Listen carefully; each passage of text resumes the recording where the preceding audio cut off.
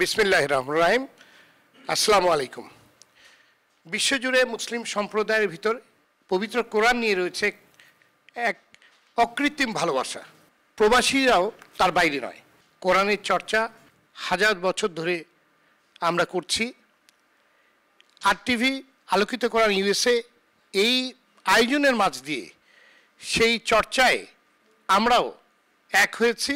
2024 সালে আমরা আয়োজন করেছিলাম আলোকিত কোরআন USA 2024 এবং তার ধারাবাহিকতায় 2025 সালে এই যে আজকে আপনারা দেখছেন, আমরা কিন্তু গত 2-3 মাস ধরে আমাদের এই বাছাই পর্ব চলে এসছে এবং আজকে বেশ কয়েকটি রাউন্ড পার হয়ে এসে আমরা আমাদের এই কোরআনের পাখি যাদেরকে বলা যায়, সুরের পাখি, তাদেরকে আমরা পেয়েছি। প্রায় 3000-এর মতো ছেলেমেয়েরা এখানে রেজিস্ট্রেশন করেছে এবং সেখান থেকে আমরা বাছাই করে 100 জনকে আমরা সিলেক্ট করেছি নিউ ইয়র্কের জন্যে এবং প্রত্যেকে এসছেন, সবাই অংশগ্রহণ করেছেন এবং আমি সবাইকেই বলি যে আপনারা সবাই জয়ী।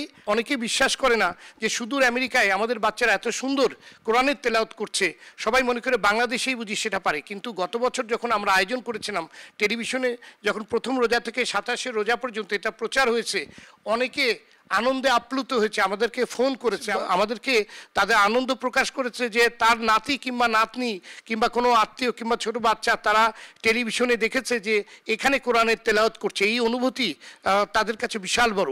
অনেকে অনেক ধৈর্য ধরে গত 7 দিন আমাদেরকে সময় দিয়েছেন, এখানে আমাদেরকে সহযোগিতা করেছেন। আমি আবারও কৃতজ্ঞতা জানাচ্ছি এবং কিছুক্ষণের মধ্যেই আপনারা দেখবেন যে কারা জয়ী হলেন।